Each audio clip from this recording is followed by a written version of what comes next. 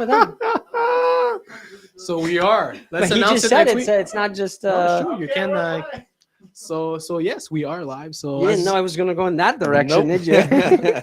all of a sudden, it's all interesting. So That's if why you we're guys live. don't know what we're talking about, we will let you know. Yeah, don't say it. I know you won't, man. So thanks everyone for joining. So today we have one of our mortgage specialists. As you most of you know, we have a mortgage cabinet, Omnium Capital. So we have here Carlos Beauregard. Carlos, thanks for being here. Thank you. So Thanks for having Carlos, we had the conversation in French, but Yep. you have a very interesting journey. I do. So maybe we can touch on that point. How did it all started? Well, it all started in 1979. No, I'm just kidding. No, That's a bit too far back. yeah, I'm This sorry. is- So young. No, so I've been doing real estate since about 2006, where I got in, or I wanted to get in as an investor. So land development, land acquisition was what I was looking at the time. 2008, I bought my first triplex, which led me to start flipping properties where I flipped, I don't know how many now, but quite a few, which has led me to buying apartment buildings and holding units. Let me ask you if I may interrupt because we can continue the journey of your background, but between the flipping and the investing long term. Yep. What do you have to say about the flip? Because for me, the flipping part for me is more speculation. It's not investing. I don't see it as an investment. I know it basically operations, right? You're building. I did it to build capital quite Okay. quickly. Did it work out for you though? For the most part? I mean, there were some good ones, some bad ones. If you watch TV and believe what's on TV, Well, that's why I'm saying that because too many people get in because of those shows. But and it's unfortunate, and I'm assuming quite a few people run into a lot more than they can handle.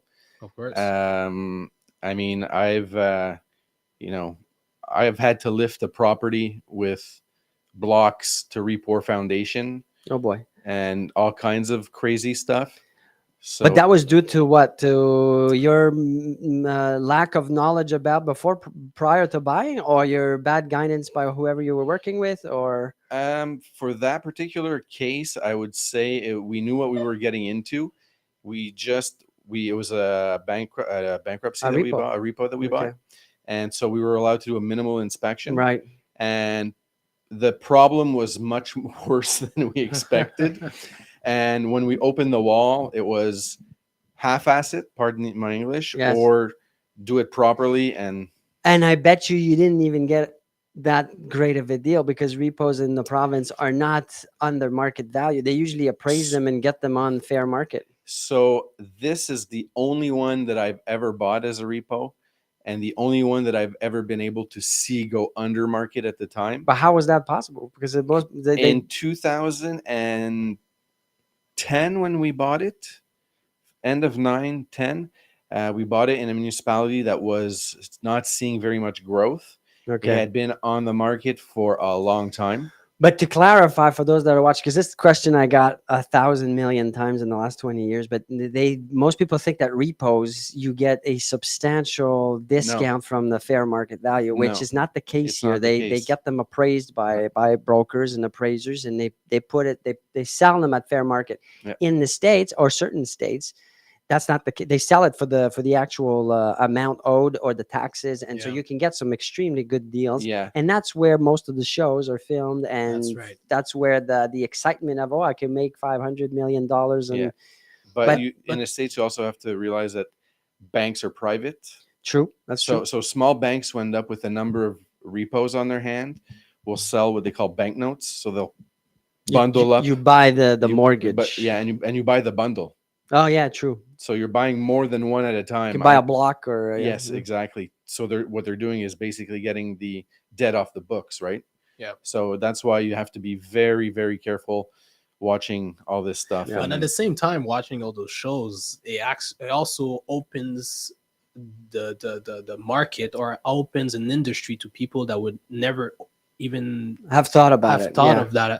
of that industry, and not even or Agreed. thinking of being an entrepreneur, or thinking about investment, thinking about flipping houses. Yes, Well, it's like flipping getting houses. in real estate. Everybody thinks it's easy. It's going to be Exactly. a game. So I do agree. Yes, it has two sides. It has If you didn't know this, Carlos, Gabriel got into the real estate because he was watching Selling Sunset, and he his Okay. dream was for him to be, I don't know the name of the main owner. I don't watch it. I don't know what. There you go. So I just thought I'd share that with everybody. Okay. So I interrupted you No, about it's the repo thing, the Yeah. flipping, but I think it's great. But keep on going because you studied a lot compared to most people. Yeah. you're, No, you're it's- well educated in many fields, and let's Yeah. continue with that. So in parallel, I did my bachelor's degree in urban planning at the University of Montreal. Then decided that I wanted to go the management, but real estate management route. So I did a double MBA, one specialized in real estate management, and I got a master's in project management as well. So there you go. So you're not only getting a mortgage broker specialist, you're getting also all of that experience, and you worked for big retail companies Yep. or big companies, just generally speaking. Did we mention this already? not or, yet, No. but so you no, I with all those studies, obviously Yep. you went into the corporate world. Yep. You have a great experience in the corporate world. How did you do? Why did you just do the transition from the corporate world to now entrepreneurship? So like I was explaining in French podcast, the corporate world's very structured, square. You got to fit into the box, and if you don't fit in the box, then you're gonna end up stepping on somebody's toes.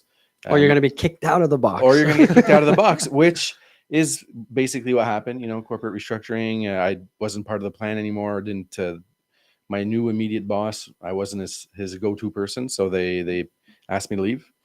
And following that, I decided after talking to people in my network, person we mentioned before, James Martel, who's Yep. a well-known broker here in Montreal. We went to Vegas to one of the largest real estate shows in the on the continent. in North America. In North America, yeah. And when I came back, it was my mind was set. I was one of the speakers at that event, if I remember correctly. Were You don't remember? Nope. I had more Nobody hair. remembers. Oh, okay. Nobody. But that's that's the background. Yep. that's And the then background. you did your mortgage broker course. Yep. Which Got- was got given my at the time. license. Given by Canadian mortgage specialist. Okay. And got my license and started right away. Actually, yeah, Did you do it full time right away from the get go? Yep. Jumped in jumped 100%. in 100%. We have a Fantastic. few. We have a few Nope. questions for Carlo. We have Rita who's asking, "What are crucial steps when a first buyer goes in business with a mortgage broker?" So if you could answer that. I think it's a people fit.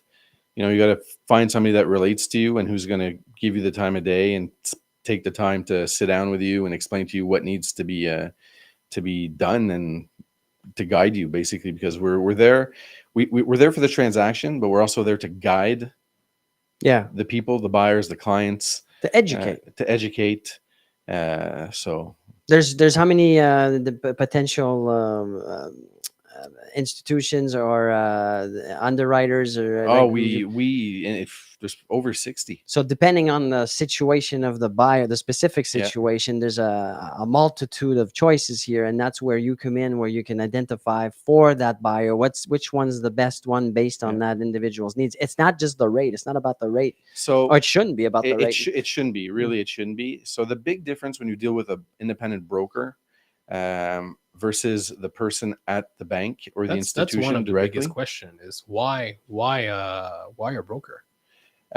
because we deal with everyone. We have all the products, access to all the products, more knowledge. A person at the bank might be a person who's done some sort of education that gives them access to that position and doesn't know anything but the bank's products. So it's like a real estate broker selling only one house. Yeah. And the buyer comes and says, well, I'm looking for this and that. And they're only providing them with that property that they have on the contract versus what we do as real estate brokers is that we interview the buyer, we question, we qualify, we understand what they're looking for, and then we go search for that perfect fit. Right. Yeah. And so it's the same here with the mortgages. Yeah. So we actually have to do a high level financial analysis of the client, because there are things that might affect the rest of their lives on the short term with a mortgage if it's not the right product. So we do have to identify certain specific things.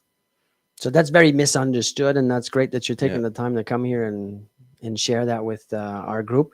Is there any other comments, So questions? we have another question here from Mike, who's saying, what are the requirements for a new incorporation to get financing? Oh, so a new incorporation to get financing, is it just a shell company?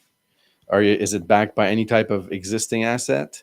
Yeah, there's many variables here. There's so many variables.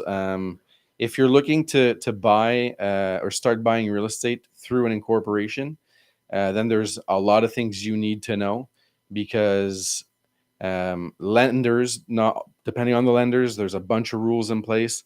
So the 4-unit buildings, anything under 1.5 million won't qualify. The economic values might not be able to withstand the asking prices. I think, Mike, the best thing would be to reach out and reach to out. go into the details of your specific situation.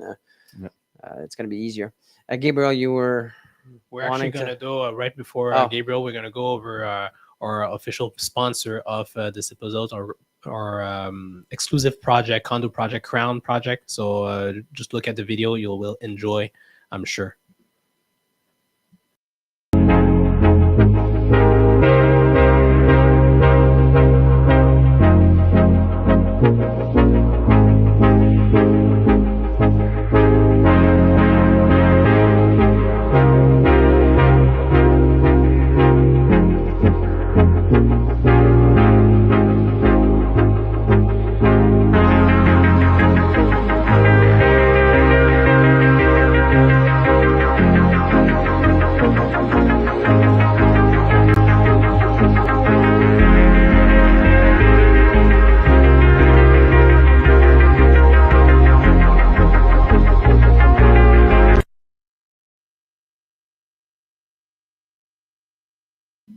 We had a question. Go ahead. Yep. So we have another question that came in from Sam or Samantha, also one of our very loyal listeners. When you have over 40 lenders, Carlos, how do you know or remember who would be the right fit for the client? Like you were saying in your first answer. Well, we can't remember all of the products. So certain lenders have specific niches. So we try to go that way. If you're new to Canada, you just got your residency, you want to buy. We know that there's specific lenders that are more lenient or will. There's also a tool to search through based on criterias of the buyer. I don't know if you use it, but there's it's like a matrix for real estate brokers, if you want, within the platform that we have at our disposal at the agency, at the cabinet. And so you put some basic criterias, and then it provides you with the different lenders that you could be working with. But it does not replace someone like yourself who does this every day and goes through thousands of files. It's something that you acquire through time, and that's why it's so important to have someone that knows what they're doing. So some lenders won't go or won't finance certain properties just because of geographical location. There you go. So you need to know these things, or both geographical location, type of building. And those lenders come and do presentations because they're always constantly changing, adapting, creating new services, new products. So that's part of a mortgage broker's daily activity or weekly, monthly, to meet with these different lenders and get stay in contact with those. Stay up to date on all the products so that you can provide the perfect service, the perfect match to the buyer. And do we have another question? I saw a comment here from Susan, who's also one of our loyal and a mortgage broker. That says generalists, banks versus specialist. Yep, absolutely. So as we were, Yeah, we were talking about that earlier. No, were we? Well, That's what This I morning. think she's making a comment. And Okay. No, but that's so. I don't know if we did. We talk about. I'm losing my mind here. Sorry, but I don't because I do so many of these things. But did we talk about the commercial also? the commercial lending. aspect. Yeah. How does that go? Because there's not that many mortgage brokers that handle or have the knowledge for the commercial side of things. And I know that you do some files, some commercial I types do. of properties. If you want to Um, expand on that, maybe and clarify. So I stay in the small multiplex, multi-residential, or anything that's semi-commercial. I'll do. I don't touch yet anything that's industrial or Yet. No, Yet. I'm going to go that route for sure, or I- large apartment buildings. Why? Well, no, I was yes. Why? But I why? was also thinking you should because Yeah. it's a we're gonna announce soon. We have a we're gonna launch officially within. Maybe I shouldn't talk about it, but we're gonna have a. We're launching something. Yeah. We have someone we did. We're doing a little partnership with a commercial, so we're gonna have a structured commercial division that we're gonna launch next week. So that's gonna be great that we have more available commercial lending option. Yeah. For that group. So simple reason is it's just for me a simple flow of Yeah. career move to just go into and getting the knowledge for those, and because in my corporate life I was on the other side. I was the one going through all the leases, doing the due diligence. So Lease you understand the negotiations. process I from a do. better angle. Yeah. It's something that we talked about also a bunch of times to not necessarily stick and stay into a specific segment of the market, but to open it up to be the everything store, the Amazon. You could say you prefer some parts of, but why limit yourself or your business to one category of property or financing or whatever you're doing? Yeah, and there's always, if there's a deal that comes into me that I cannot handle, then there are resources out there. I make sure that I put myself or the client in contact with the right resource to make sure that he gets the proper service and the financing that they need. And that's what brought us together too. It's that entrepreneurship mindset that you have that's exciting. And I think vice versa, you saw that and you said, like, this is going to be a better place so that I can expand and grow, because that kind of creativity is very important in what you do. Yeah. And it's Absolutely. good for the clients because it's or the brokers, because you can and will not stay in that box, but Go the extra mile. go where you need to get the transaction to go through. Yeah, exactly. So fantastic. I think we have I think we have two questions. Go ahead, Gabriel. So we have Jess here that says that's asking you, Carlo, what company or business model inspired you to become an entrepreneur? Oh, Good question. that's a very good question. It's in the blood. Both my parents own small businesses, so I grew up around small business, and it was just natural for me. Like I don't know really. I didn't know anything else growing up, so it was just like, it's what I want to do. Like I said, I went to the corporate world. Was managed to get to director level. It's not the same. You got to fit into that box. The minute you don't fit in, or you overthink things, or you want to push things to another limit that doesn't fit the box, it's not good, and you're pushed aside or whatever. And that, to me, that's Death. death. That's not what. Yeah, exactly. It's It's death. suffocating. Yeah. So Gabriel's been calling you Carlo, and how do you feel about Carlos. that? I like Carlo. Why not? It's Carlos, but it's It's a okay. S. I always have my way. No, it's okay. It's okay. I'm usually bad with names, Well, but for Samantha, I say Sam. And it's all good. We all have our tricks. that's okay, George. Thank you. I'll see you outside. So Sam here says two comments actually. So how easy is it to enter into mortgage brokering? Considering you didn't start part-time, but when both feet into the business. So like I mentioned before, I'm probably luckier than most newcomers just because my network was real estate based. I was already investing. I already was working with different brokers because of the investments.